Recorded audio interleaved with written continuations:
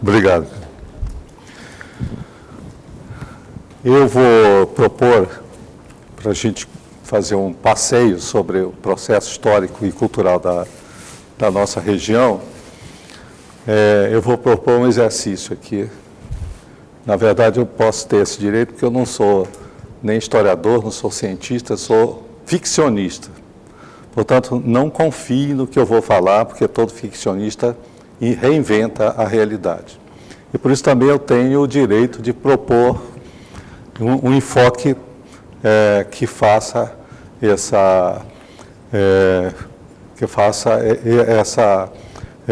levante essa perspectiva da ficção. Por isso mesmo eu propus que aqui a gente fizesse uma tentativa de reescrever o romance da Margaret Mitchell, E o Vento Levou. Aí vocês, mas por que é tão estranha essa história do E o Vento Levou? A maioria, acho que, dos jovens nem leram, nem ouviram falar desse livro, que foi um best-seller nos anos 30, e provavelmente nem viram o filme também, embora eu já tenha visto umas 50 vezes o filme.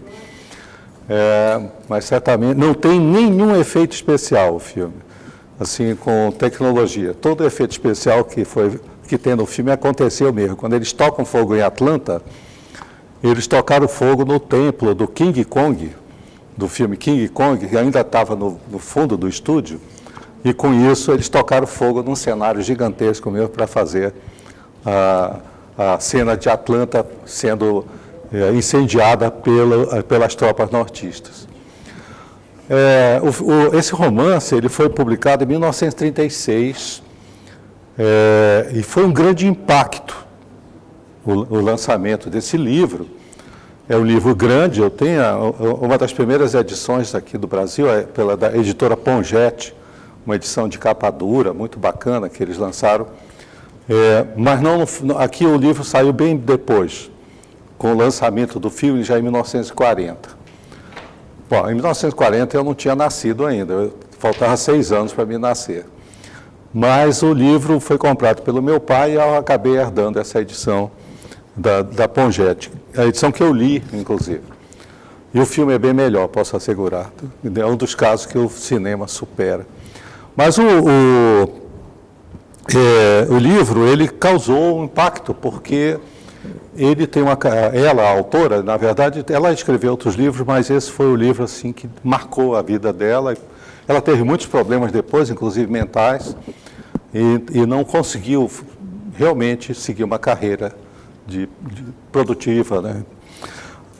Eu vou só ler um trecho aqui da crítica no New York Book Review, que é ainda hoje a publicação mais importante de crítica literária que publica nos Estados Unidos, para vocês terem uma ideia do impacto que foi e por que o livro acabou sendo filmado, apesar de ser um livro enorme, com histórias que se entrelaçam de um período da história americana que ainda, de certo modo, era recente. E ainda mais que ainda 20 anos antes, aliás, menos de 20 anos antes, o cinema americano havia lançado um filme extremamente polêmico sobre a Guerra Civil, sobre a Guerra da Secessão, que era o nascimento de uma nação do Griffith, que se posicionava do lado do Sul e se posicionava do lado da Ku Klux Klan e contra os negros. Então, esse é um filme que marca um período importante na história do cinema, mas, ao mesmo tempo, repõe a discussão da Guerra da Secessão. Então, o New York Times Book Review diz assim: este é, fora de dúvidas, o mais marcante dos primeiros romances já escritos por um autor americano. É também um dos melhores. E O Vento Levou não é exatamente um grande romance, mas já faz um longo tempo que ao público leitor americano não se oferece tamanho banquete de excelente arte de narrar. Pelo menos 4 dentre as personagens deste livro atingem uma qualidade de criação rara de ser encontrada em páginas impressas. Muitas coisas acontecem neste livro, ele é repleto de movimento, mas os combates estão fora de cena. Assim também as grandes figuras, as coisas que acontecem com Scarlett O'Hara e Ashley Wilkes, que são os personagens principais, a sua esposa Melanie e a Rhett Butler, são as coisas que acontecem há muitas vidas e aconteceram naquele tempo e naquele lugar. Portanto, é interessante como esse crítico, ele tenta entender o fenômeno da Margaret Mitchell e do romance O Vento Levou. E é interessante porque o tema do filme é o fim de uma civilização. Na verdade, além de ser um grande painel da derrota do Sul dos Estados Unidos, ele é também um romance que enfoca o desaparecimento do modo de vida, que configura uma civilização que era do sul dos Estados Unidos. A Guerra da Secessão foi um momento importantíssimo, uma grande virada na história dos Estados Unidos. Os Estados Unidos que nós conhecemos hoje não existiria se o resultado dessa guerra intestina fosse outro. Não é? Daí que me despertou a curiosidade, porque eu cheguei à conclusão que todos os países da América Latina não tiveram nada parecido, evidentemente, com uma guerra da secessão. Mas, de certo modo, a América Latina teve, e o vento levou o que mereceu. Né? Ou seja, houve, em vários momentos da história, inclusive do Brasil, momentos em que duas posições antagônicas, francamente antagônicas, uma atrasada e a outra moderna, se entrechocaram. O que surpreende na Guerra da Secessão Americana é justamente o fato de que ali, além das questões econômicas que estavam ocorrendo na Guerra da Secessão, naquele momento nos Estados Unidos, que leva a uma divisão do país, havia também a questão de uma luta por um ideal, que era a libertação dos escravos, o fim da abolição da escravidão. E se entrechocam duas visões econômicas, que tinham a seu lado suas visões ideológicas e políticas. O Sul, de grandes latifúndios, grande produtor mundial de algodão, baseado na mão de obra escrava, chega de 6 milhões de músculos negros faziam a base da economia do algodão nos Estados Unidos. E o Norte, num processo acelerado de industrialização, que não podia mais ter esse tipo de mão de obra. Tinha que ser uma mão de obra livre. Então, a estrutura econômica acaba informando as duas posições de ideais. E lutas por esse tipo de ideal sempre causam uma impressão muito forte. Então, os Estados Unidos teve, primeiro, a sua revolução da independência, que é considerada uma revolução, a Revolução Americana, e, ao mesmo tempo, esse momento em que os Estados Unidos decidem por uma posição econômica, política e ideológica. Esse fenômeno ocorreu aqui no Brasil. E ocorreu antes de ter ocorrido nos Estados Unidos, na primeira metade do século XIX. Isso é importante a gente entender, para entender por que nós estamos neste momento, nesta posição, aqui na Amazônia, por que é que é a Amazônia e por que é complicado o relacionamento da Amazônia com o poder central do Brasil. Né? Toda a origem de diversos problemas que permanecem vivos até hoje, e esses são problemas culturais de enfoque fundamental para se compreender o processo cultural, vem dessa coincidência da nossa história. Quando a gente fala do século XIX, aí está a Margaret Mitchell, a autora, no momento que ela lança o livro, não é? A capa da edição original. Pode mudar. O fenômeno, a Hollywood, 1939, que produz o filme, foi um ano muito rico em Hollywood. teve vários filmes importantes produzidos em 1939. Aí a famosa cena da Scarlett, quando ela foge do casarão, que vai se encontrar com o pai, onde o pai diz que a terra é muito importante para ela. Essa é a... Quer dizer, essa pergunta, quem está interessado numa versão brasileira, de certo modo, os produtores de Hollywood também perguntaram. O grande gerente, o diretor, o grande mogul da Metro, perguntou ao David Selznick, que queria produzir, quem estava interessado num filme sobre a Guerra Civil. E ele foi, produziu, e realmente foi um sucesso permanente.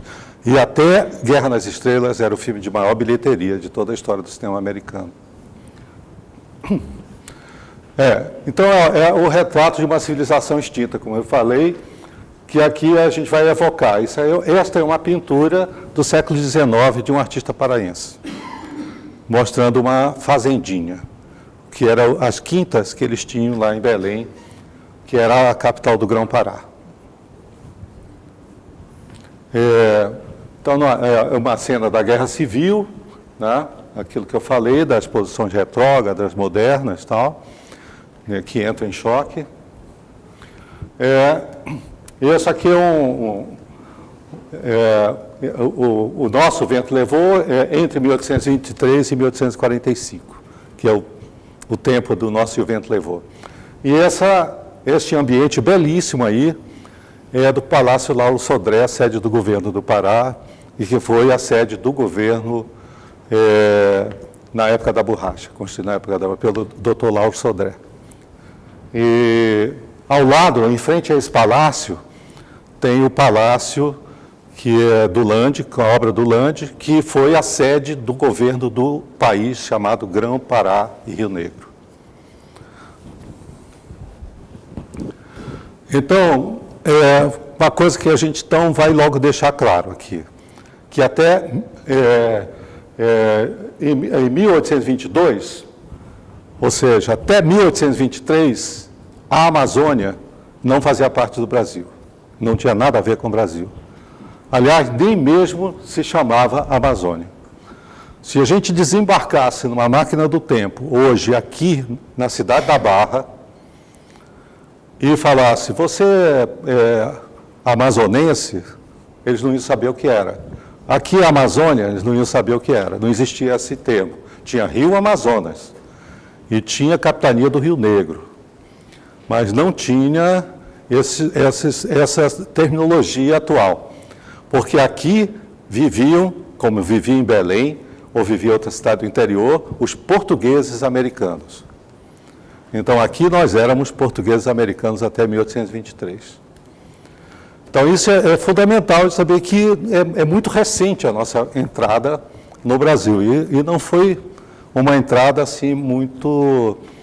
nós não fomos convidados a entrar. Né? Não foi exatamente um convite. Então, o que aconteceu naquele período... E no processo de colonização da América do Sul pelos portugueses, é que eles criaram duas administrações coloniais, ou estados coloniais, como queiram usar a terminologia, aqui na América do Sul. Não tinha só uma colônia, como aparentemente se acreditava até recentemente. E não foi uma escolha política, porque a Amazônia era mais bonita, o Rio de Janeiro... a Bahia tinha carnaval o dia todo ano, então não foi por isso.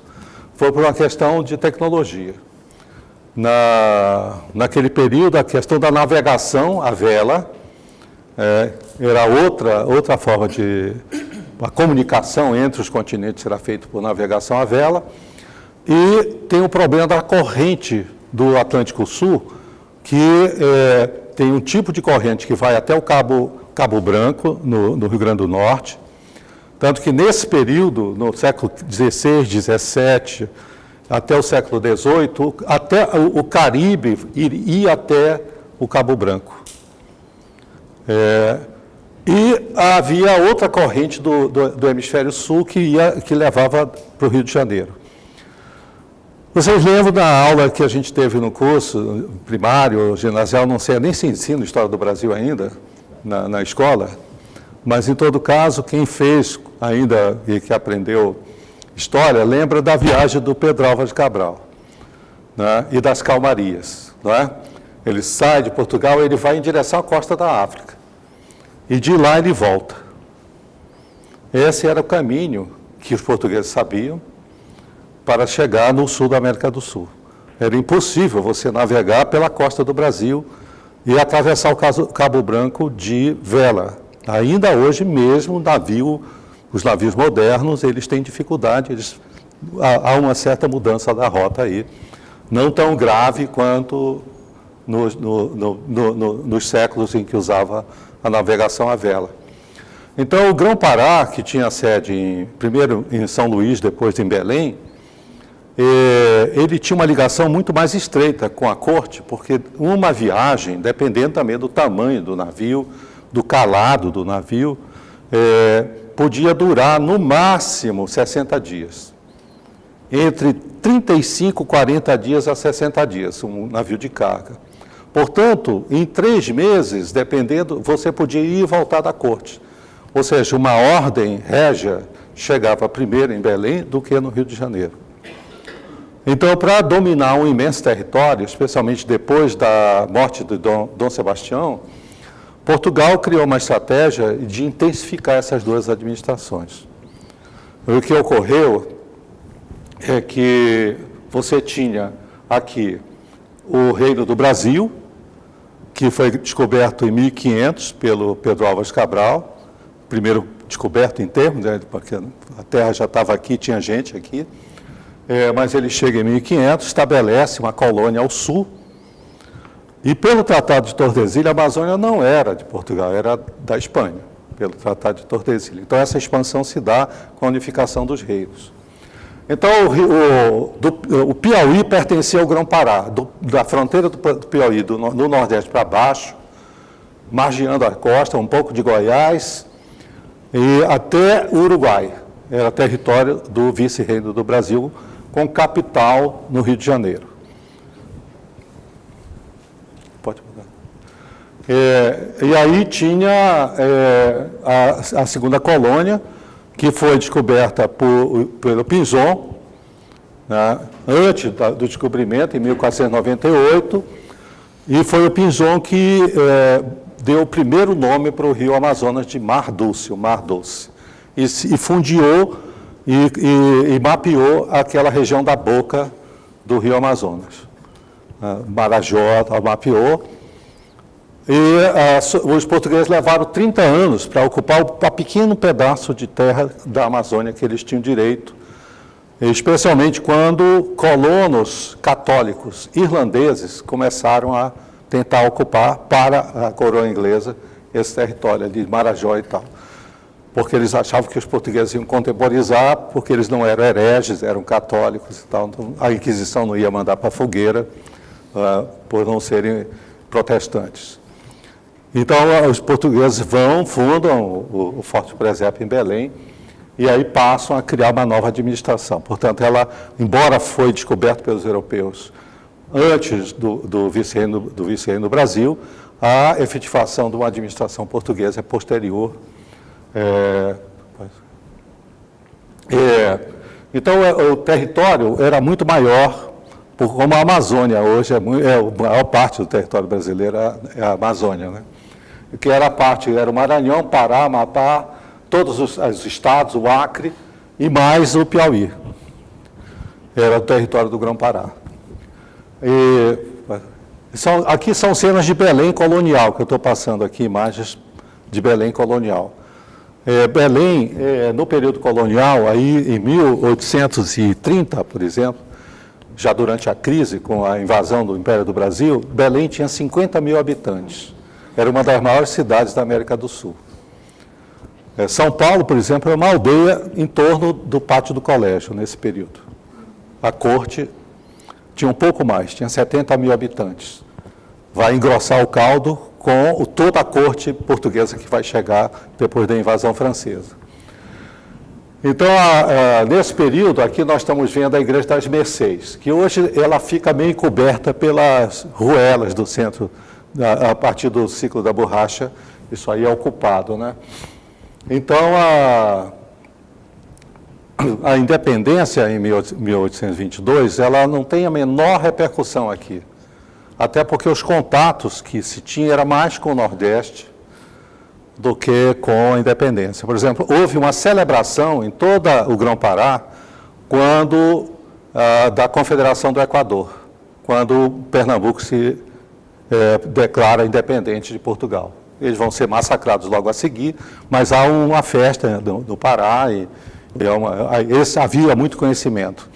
Um navio de bandeira norte-americana que comerciava com Grão-Pará traz a notícia da Confederação do Equador. E trazia muito documento do baixo clero colonial pernambucano, com informações políticas sobre o sentimento nativista que havia muito forte também no Grão-Pará.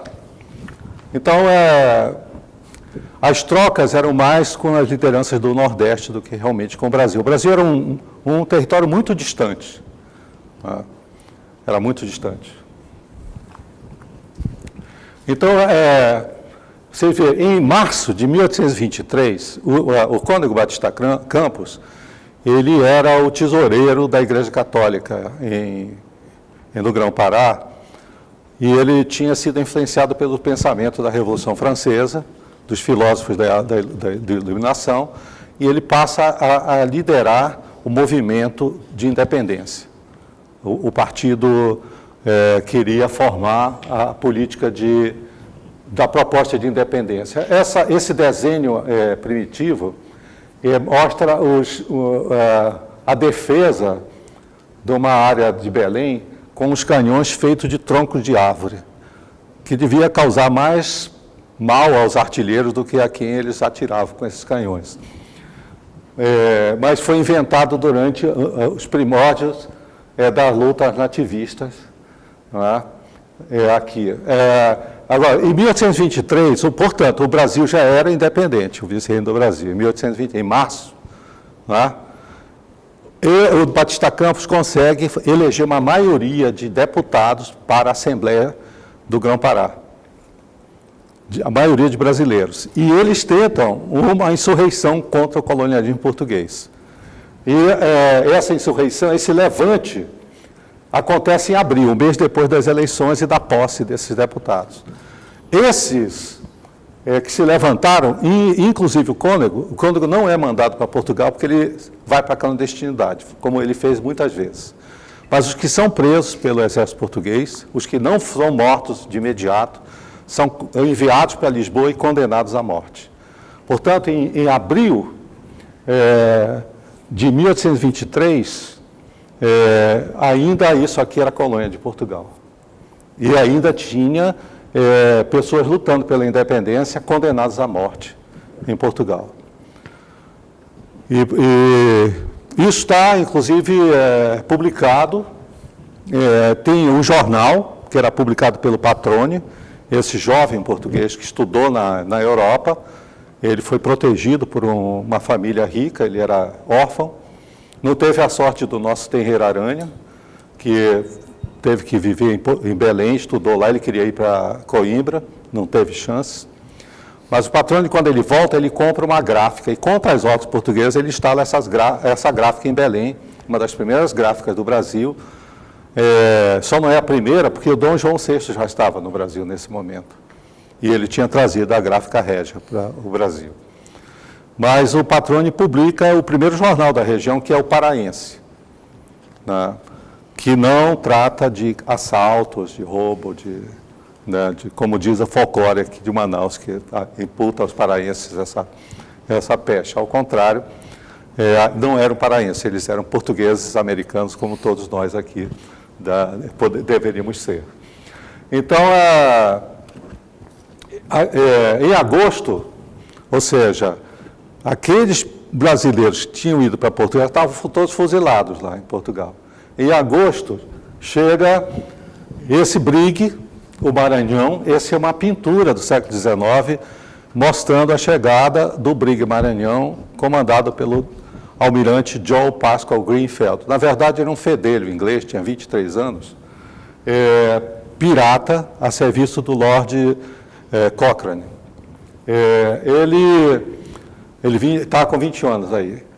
Então, ele chega em Belém e inaugura a relação que o Brasil vai ter com a Amazônia, que é o blefe, sempre blefou com a nossa região. Não é? Ele diz o seguinte, que esse brig é a nau capitânia de uma armada que tinha ficado fundeada em Quaraci. E deu um prazo de 24 horas para o Grão-Pará se render ao Império do Brasil, ou ele iria promover um bombardeio naval na cidade de Belém. Em menos de 24 horas, a classe dominante se rendeu. Todos os comerciantes portugueses da cidade, ricos, viraram brasileiros da noite para o dia e se renderam. Aí está o Greenfield. Então, ele espalha o boato, né, que a esquadra comandada pelo Cochrane, o Cochrane nunca chegou, porque o Cochrane, nesse momento, estava muito ocupado em São Luís.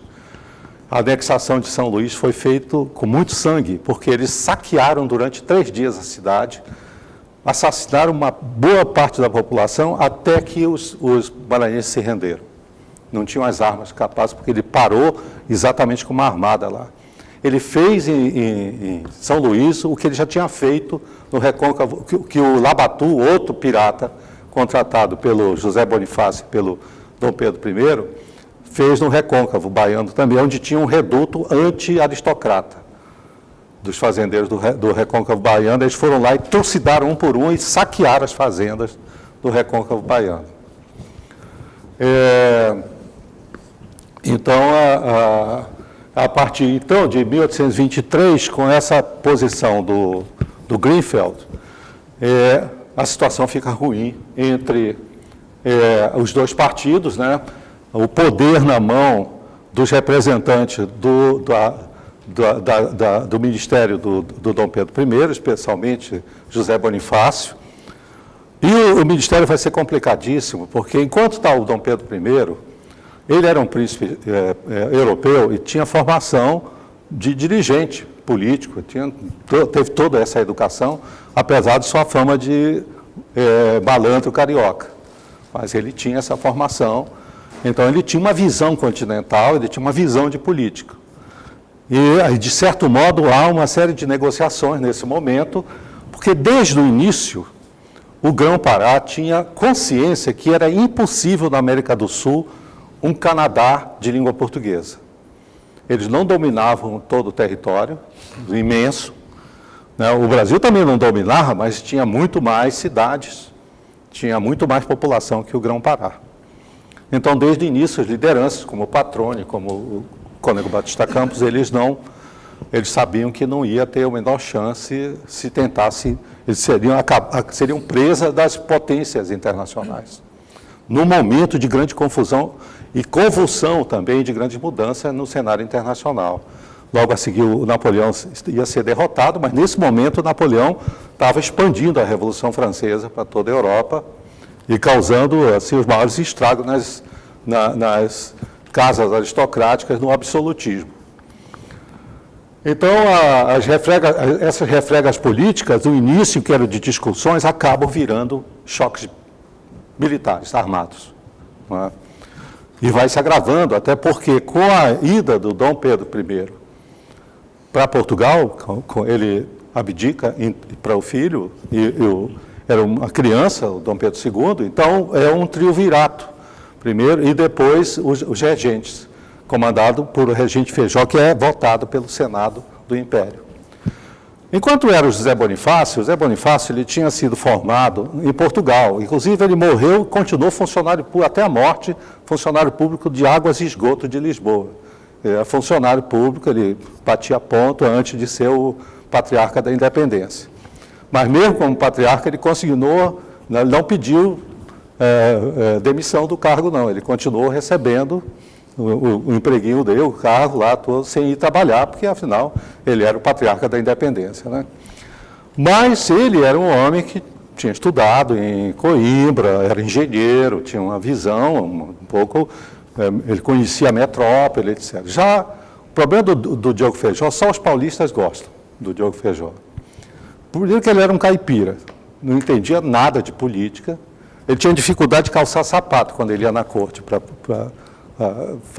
assinar os papéis, quando ele tinha que sair do interior de São Paulo. Né? Ele era um cara muito feio, tinha problemas também de vocação, ele era padre, mas gostava das beatas, das moças. E ele tinha muitos casos e tinha problemas psicológicos terríveis. Ele cria uma raiva contra as diversas revoltas que ele tem que enfrentar. E olha que ele tinha o Caxias. O Caxias foi especialista em trucidar o povo aqui na história do Brasil. Ele era pacificador, vocês sabem como é que ele pacificava, né?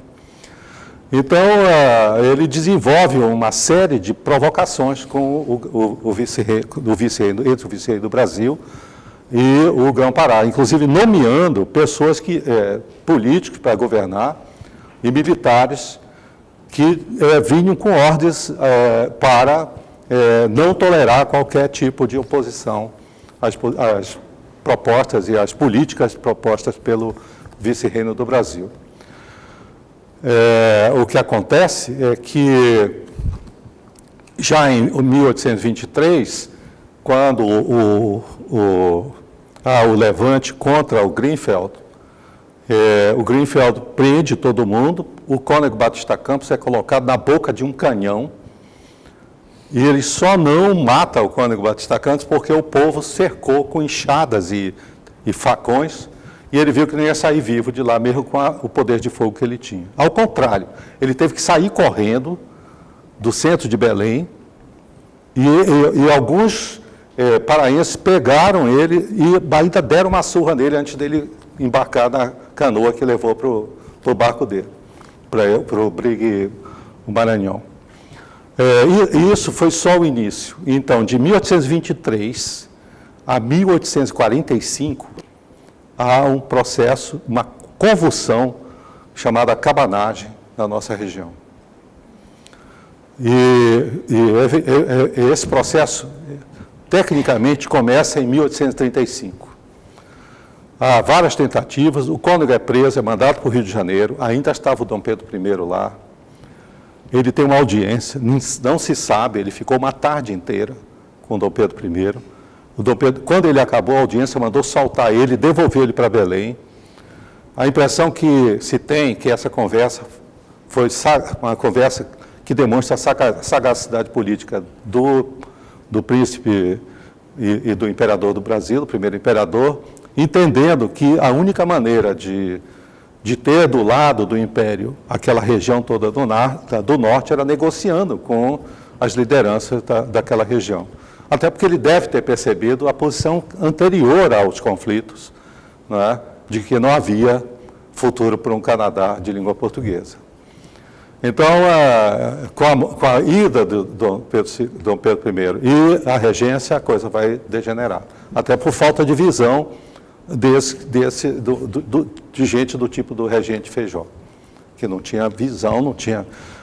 Também você não podia exigir muito, o Brasil começa a existir com a vinda de Dom João VI, e ele não ficou tanto tempo aqui, não é? Então não deu tempo, a América Latina toda tinha uma visão de política continental, né? Tinha um Bolívar, nós tínhamos o Caxias aqui, né, que só enxergava as revoltas populares, ele não sabia o que era o projeto nacional. Nós não tivemos um San Martín aqui, não tivemos essas lideranças que os espanhóis... Por quê? Porque eles já tinham universidade desde 1500. Eles tinham classe dominante alfabetizada. Aqui nós temos meia dúzia de pessoas que tinham conseguido curso superior. O resto, a Câmara Municipal de Itacoatiara, da velha Serpa, no século XIX, já depois da cabanagem, ela não falava português. Os vereadores de descendência portuguesa, eles falavam Nhengatu. Isso está nos relatórios do poeta Gonçalves Dias. Então, eles falavam o discurso e tinham os índios, que eram escrivãos, que eram alfabetizados, e depois traduziam para o português, os índios, porque eles não sabiam falar português. Porque é oficialmente a língua do Império, e era, desde o Marquês de Pombal, proibida as falas indígenas. E assim mesmo não se falava. Não é? Mas não eram só os vereadores da velha cepa, os bandeirantes também não falavam português, falavam língua geral. Não é? Então, é um país despreparado, não tinha perspectiva nacional, não sabia o que era uma nação. Quem começou a construir isso foi a partir da visão da casa dos Bourbons, né, que era o derivativo da família real brasileira. E vocês sabem que os Bourbons não aprendem nada, mas não esquecem nada. Né? Então, ficava meio complicado você formar um país. Né? Aí, essa pergunta, por que ficou inconciliável? A tradição de Portugal, o João das Regras, que é o Maquiavel português da Idade Média, ele dá uma série de informações aos príncipes, não é? Que uma das coisas importantes, primeiro, era arreglar tudo antes de chegar a uma votação, que era a conciliação antes de qualquer reforma, não é? E uma das virtudes da política portuguesa tanto que isso está exemplo até hoje na nossa política, não é? A questão da conciliação e da demora de resolver os problemas, porque tem que se esgotar até o último momento os interesses em jogo ali das questões nacionais. Então, isso não houve. Realmente, a coisa esquentou. Mas por que motivo isso? Se eram duas classes dominantes de origem portuguesa. Né? Se ali todos eram ou mestiços ou filhos de portugueses. Né? Bom, aqui nós temos os três, o Sebastião José, né, que é o Marquês de Pombal, que está no meio, que tenta modernizar Portugal, o país mais letárgico que tinha na Europa nesse período. E aí ele nomeia como o primeiro governador do Grão-Pará, o irmão dele, que é esse senhor aqui, muito elegante, de peruca. Imagine ele andando aqui na rua do lugar da Barra. Pois ele fez isso, porque ele morou aqui. Aquele senhor de peruca branca ali, né, muito com a espada. Ele é o Xavier de Mendonça Furtado. Nós temos a rua Xavier de Mendonça, na Aparecida. Ele foi o governador do Grão-Pará. Ele morava em Belém, realmente, o palácio era lá, mas muitas vezes ele esteve aqui e em Barcelos, que era a capital do Rio Negro, da capitania do Rio Negro. O Marquês de Pombal, ele estabelece um experimento no Grão-Pará. Nenhuma outra colônia portuguesa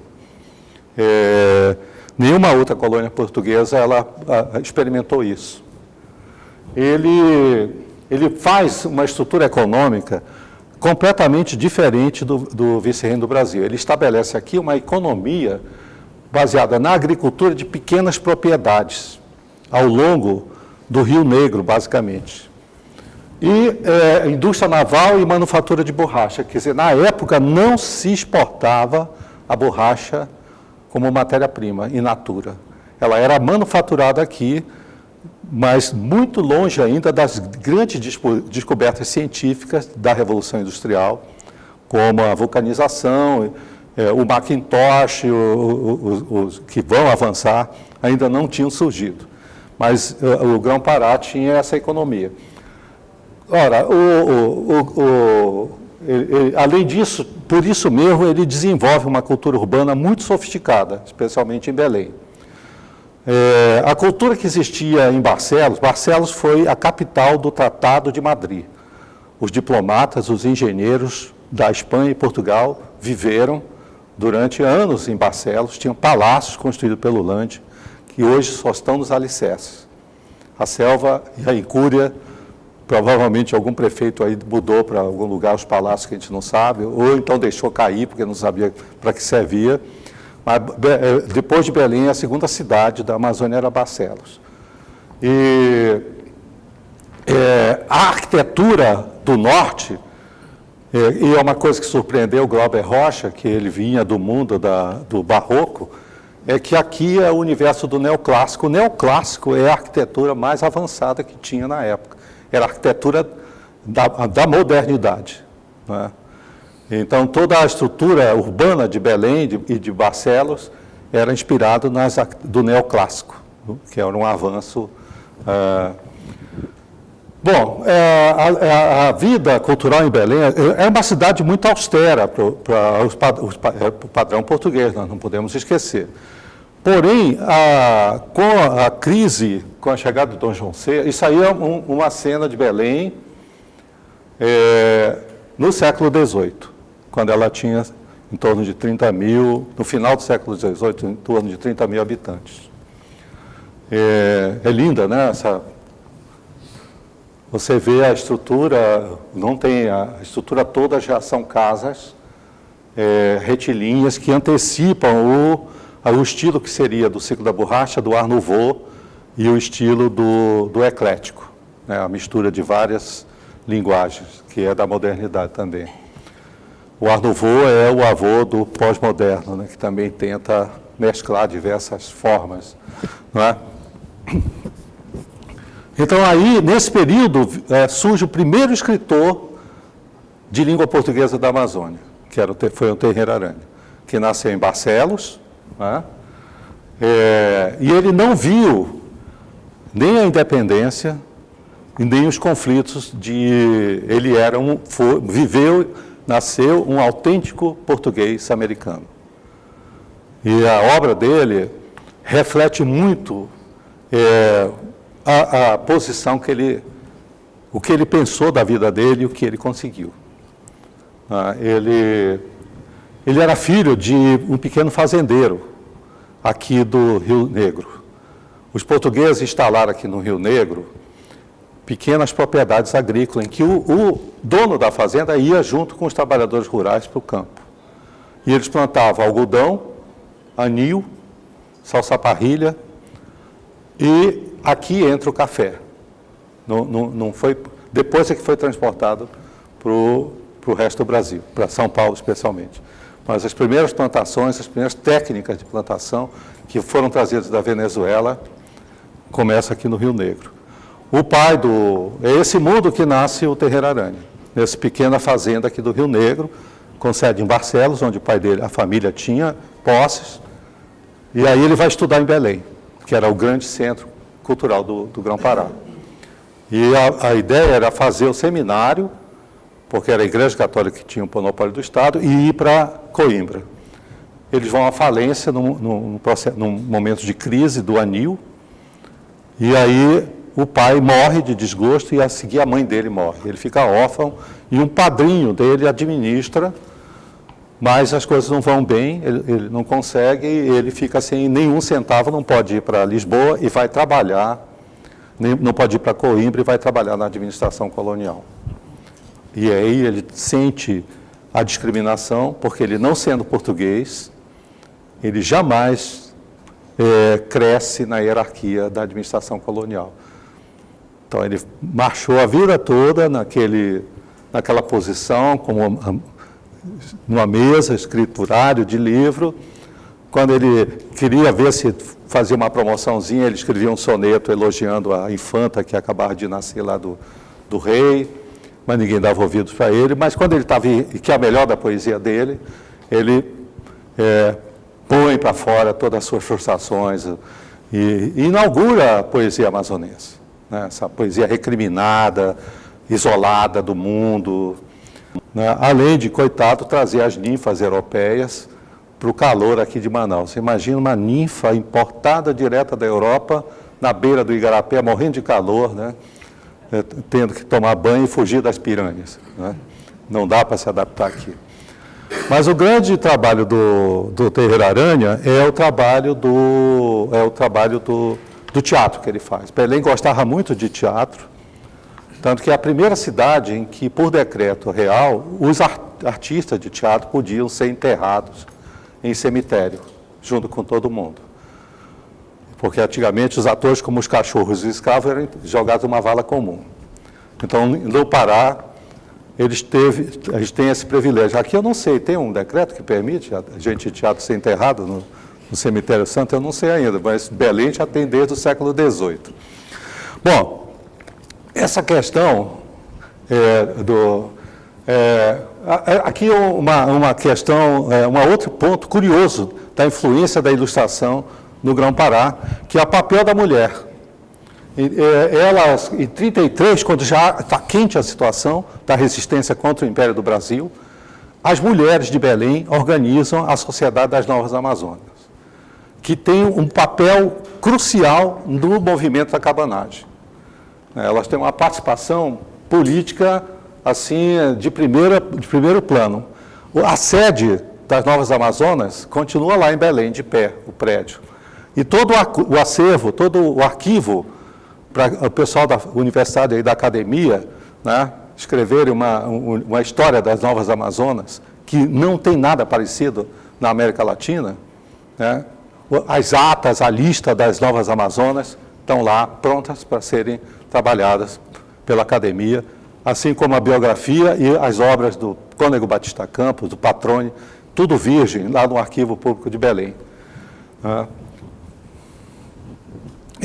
Então, aqui estou falando sobre o fato dessa cultura que permitiu o surgimento das Novas Amazonas, mostra que esses homens, como o Patrone, como o Cônego Batista Campos, o Terreiro Aranha, eles não nasceram do nada.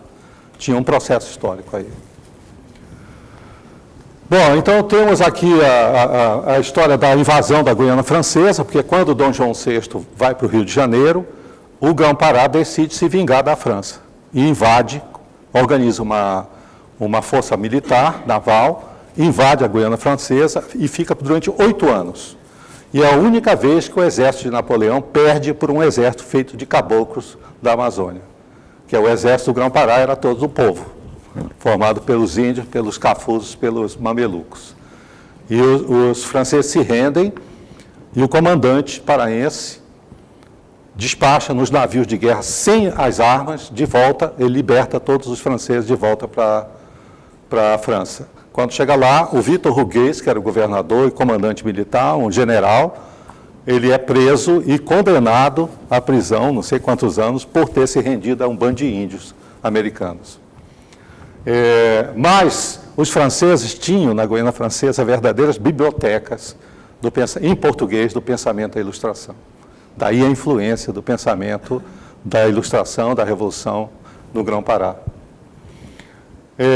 Bom, então, a anexação, na verdade, foi uma ocupação, né, que ocorreu aqui. A força, aí são os soldados do Império, né, que participaram das diversas batalhas, e essa convulsão social que vai ocorrer em toda a região amazônica. Toda a região amazônica. Então, ela sofre essa intervenção e a Amazônia passa de um projeto de nação. Nesse período, vários países desapareceram no mundo. Né? Vários projetos de país também. E o Grão-Pará foi um desses. E aí deixa de ser Amazônia um projeto nacional para ser uma frente econômica da qual nós somos até hoje. Isso é que nós somos para o Brasil, uma frente econômica. Aqui não tem massa pensante, né? Então é uma destruição, né? E por isso a metáfora foi o nosso evento levou, porque essa civilização desapareceu, não é?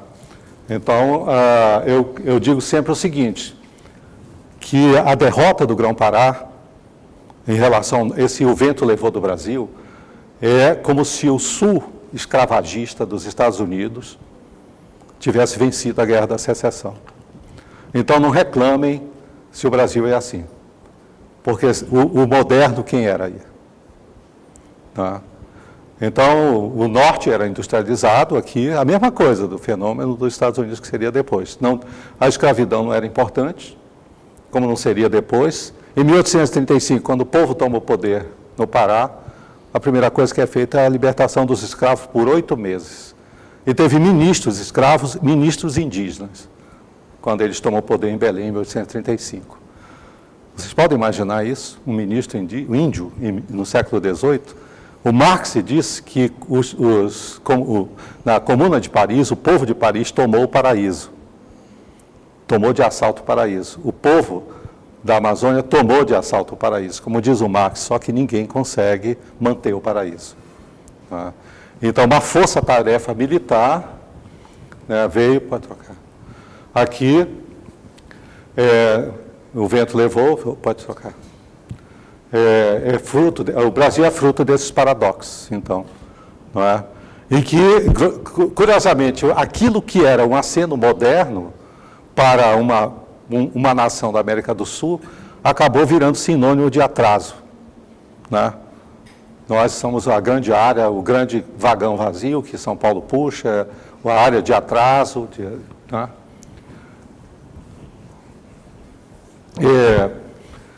Então, na verdade, nós conhecemos melhor a modernidade do que o Nordeste, do que o resto do Brasil. Porque o resto do Brasil só conhecia a agroindústria, escravidão, não é? Aqui nós temos, olha, você vê, cada fase, agricultura capitalista em 1760 com o Marquês de Pombal. Ninguém tinha isso na América do Sul, nem na América Latina, de moderno. A economia extrativista exportadora em 1890 com a borracha. Nenhum outro país da América Latina teve essa modernidade que nós tivemos aqui, né? Basta ir ali no Teatro Amazonas para ver como nós somos modernos, né? Aqui em 1968 com a Zona Franca de Manaus. Nós conseguimos chegar ao status de Zanzibar, né? E de outros tipos de enclaves econômicos na África, ou chegamos no nirvana da modernidade, que virou, inclusive, a questão da Zona Franca na nossa cultura, um dos componentes da nossa esquizofrenia. Porque nós sabemos que é veneno e todo mundo continua batalhando para mais 50 anos, mais 50 anos, mais 150, mais 200, e nós vamos acabar aqui museu, né, do atraso do mundo. Todo mundo virá aqui na Amazônia para ver como era a civilização, né, há 200 anos atrás. Né? Não vão sair disso. Então, as experiências de modernidade, por exemplo, aqui, uma foto que exemplifica a modernidade dos projetos, por exemplo, da ditadura militar. Né?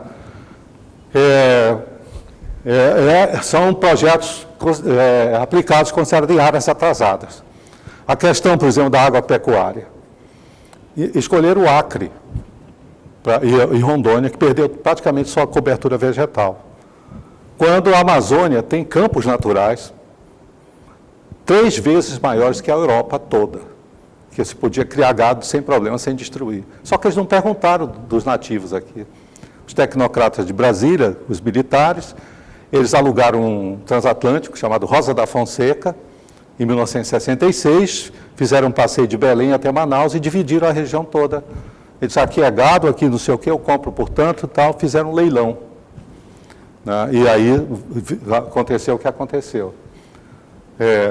Mais um exemplo de modernidade aqui. E hoje que nós vivemos na cultura bovina, né, sabemos o quanto faz mal para qualquer civilização o boi. O boi hoje é a espécie dominante aqui na Amazônia. Tem muito mais boi do que gente aqui. E pela cultura que nós vemos bovina aqui, eu acho que não só dominantes, são os mais inteligentes também. Né? Por exemplo, o neoestativismo do Chico Mendes. Outra ideia que parecia brilhante, salvação de quem vem aqui, passa 15 dias e sai com uma solução para a Amazônia. Quer dizer, o Chico Mendes, ele fez uma propostazinha que valia lá para Chapuri. Aliás, ele morreu em vão, porque o que ele queria preservar lá não existe mais. Não é? Algumas vezes que eu fui àquela região nos anos 70, você tem que ir de avião, não tinha ligação por terra. E ali tinha uma cobertura vegetal impressionante, que você sobrevoava até Chapuri. Depois, hoje você vai de estrada direto até Machu Picchu. E tem fazendas lá maravilhosas, inclusive o Eduardo Braga, que é ecologista, né, um político ecoverde, ele tem uma fazenda de gado lá, muito bonita, assim, muito ecológica, os bois todos verdes, né, então. Quer dizer, quem conhece, o próprio Chico sabia que extrativismo não é futuro. Não há futuro, o extrativismo é subsistema econômico, subserviente, não sequer formou aqui uma oligarquia que tivesse força para resistir aos projetos econômicos. Né? E o problema é a insistência desse modelo econômico que não parou, não foi repensado, de destruir as coisas que eles não sabem, que nós não sabemos também. Então, aí, olha, foi reinventado em Amazônia, pelo Império do Brasil, ou seja, pelo Brasil, que é uma imagem que não se ajustou, que é a imagem de frente econômica, de fronteira econômica e de atraso. Aqui era a Praça Oswaldo Cruz, aqui em Manaus, né?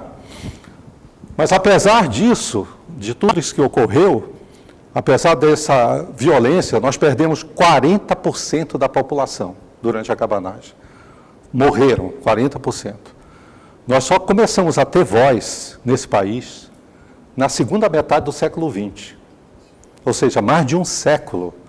Porque nós não tínhamos densidade. Numa democracia, voto é que dá densidade política para qualquer população. Nós não tínhamos população. E dizia assim, o vazio demográfico, os próceres da ditadura militar. Quem esvaziou?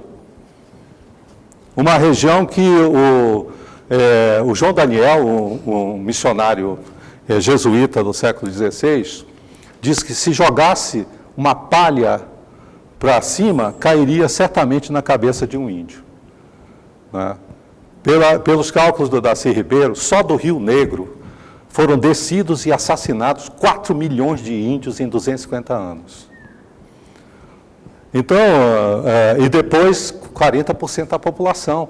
Imagina se Belém tinha 50 mil habitantes, quantos habitantes tinha a Amazônia e quantos sobraram? Não é? Toda a cultura que foi criada, ela silenciou durante esse período todo. Não é? Então, todas as consequências, hoje, aí eu falando da questão que quem era moderno, um amigo meu, que é professor de Ciências Sociais, sociólogo, estava na plateia num debate no Rio de Janeiro, aí ele me disse assim, o Gilberto Mestrinho é moderno? Eu falei, moderníssimo, porque ele aprendeu com Adhemar de Barros. Ou seja, quer dizer, nós não ficamos livres de políticos corruptos. Já tinha antes e vai ter depois, e não adianta tornar crime hediondo, porque vai continuar, né? Porque a sociedade não é feita de anjos, né? É de gente. Mas eu acho que a importância de se ter em mente que nós atravessamos, isso tem a ver com a nossa história e enfoca a nossa cultura. Porque, apesar de tudo, essa região que hoje chama Amazônia manteve um modo de viver que vem desse período, que sobrevive ao massacre. Tem um modo de viver, tem a sua comida, que foi gerada nesse período, sua cozinha, né? E tem sua forma de ver o mundo. E tem contribuído de forma fundamental para a formação da identidade do Brasil. Né? Nós ocupamos mais da metade do território nacional, mas território nem é destino, nem é força política. Né? Mas a região, ela teve capacidade de resistir, e se hoje ela faz parte do Brasil, nós não podemos esquecer a maneira e os danos que foram causados nessa região por esse processo que aconteceu. Nós temos que, pelo menos, conhecer, né? Sabendo que, desde o início, nossos líderes que foram trucidados nesse processo histórico, sabiam que a única maneira da Amazônia, ou seja, o Grão-Pará existir, em qualquer tipo de mutação, era junto com o Brasil. O que não houve foi capacidade de diálogo e ainda não encontramos. Porque nós vamos dormir à noite e aí, naquele dia, os tecnocratas em Brasília se reuniram num gabinete refrigerado e quando nós acordamos tem um monte de japonês montando um negócio lá que a gente não sabe, no nosso quintal. E aí eles não pagam imposto de renda, né? Eles têm uma série de isenção e aí se estabelece mais uma nova esquizofrenia aqui. Mas não é de tratamento psiquiátrico que nós precisamos. Nós precisamos cada vez mais aprofundar e conhecer esse passado, não é? Para poder a gente se defender, né, dessas e outras esquizofrenias que venham inventar em outras conjunturas históricas. Muito obrigado.